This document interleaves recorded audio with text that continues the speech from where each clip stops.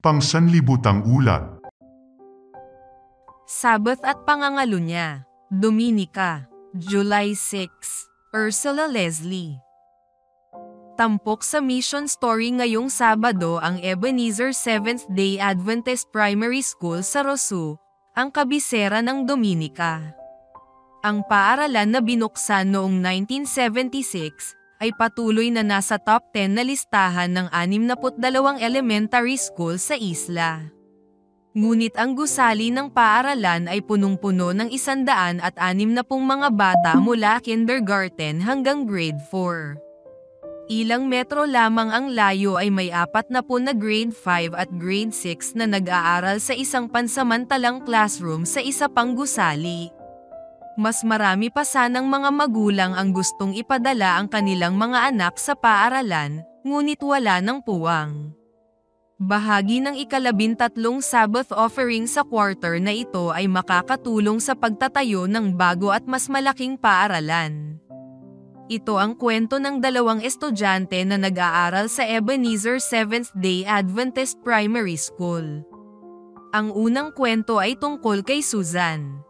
Maganda ang naging performance ni Susan sa kindergarten sa Ebenezer Seventh-day Adventist Primary School. Kaya ibinalik siya ng kanyang mga magulang sa paaralan para sa grade 1, grade 2 at grade 3. Ngunit noong siya ay nasa grade 4 na ay hindi na siya ipinasok ng kanyang tatay sa paaralan. Tinawagan ng tatay ni Susan ang prinsipal. "May problema ako," sabi niya sa prinsipal. Nitong weekend ay inutusan niya si Susan na maghugas ng pinggan, ngunit tumanggi ito. "Hindi ako maghuhugas ng pinagkainan ngayon dahil araw ng Sabbath ngayon," sabi niya. Nagulat ang tatay, at inulit niya ang kanyang kahilingan ng walang katiyakan. Ngunit muling tumanggi si Susan. "Maghuhugas ako ng pinagkainan mamaya paglubog ng araw," ang sabi ni Susan. Ipinaliwanag niya na sa paaralan ay natutunan niya na ang ika-4 na utos, na nagsasabing, alalahanin ang araw ng Sabbath, upang panatilihin itong banal. 6 na araw kang gagawa at gagawin ang lahat ng iyong gawain, ngunit ang ika-7 araw ay Sabbath ng Panginoon mong Diyos. Doon ay huwag kang gagawa ng anumang gawain, ikaw, o ang iyong anak na lalaki, o ang iyong anak na babae. Exodo Kapitulo 20 versikulo 8 hanggang 10.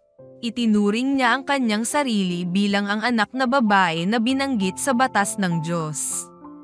Itinuring niya ang gawain sa paghuhugas ng pinggan bilang trabaho, at gusto niyang ipangilin ang Sabbath sa pamamagitan ng pag-iwas sa trabaho. Hindi natuwa ang tatay ni Susan, at tinawagan niya ang prinsipal noong Lunes ng umaga para magreklamo. "Ayaw ko ng 2 relihiyon sa aking tahanan," ang sabi niya sa prinsipal. "Hindi ko siya ipinadala sa isang Seventh-day Adventist school para gawin siyang Adventist." Dahil dito ay inilipat ng tatay si Susan sa ibang school. Ang ika-2 kwento ay tungkol naman kay Jack. Si Jack ay isa ding estudyante ng Ebenezer Seventh-day Adventist Primary School. Nang dumating sa kalagitnaan ng school year ay itinuturo ng guro ang 10 utos sa mga bata nang dumating si Jack, at ang kanyang atensyon ay nakuha ng ika-7 utos, na nagsasabing, huwag kang mangangalo niya. Exodo Kapitulo 20 versikulo 14. May mga taong nakatira sa iisang bahay na magkasama, at hindi sila kasal, sabi ng guro. Hindi ito ang paraan na dapat dahil sinabi ng Diyos na ang dalawa ay dapat magpakasal at maging isang laman at mamuhay ng magkasama.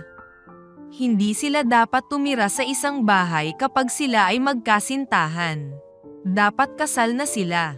Umuwi si Jack at sinabing, "Mommy, kasal na ba kayo ni Daddy?" "Hindi pa," sabi ni Inay. "Mommy, nagkakasala kayo," ang sagot ulit ni Jack.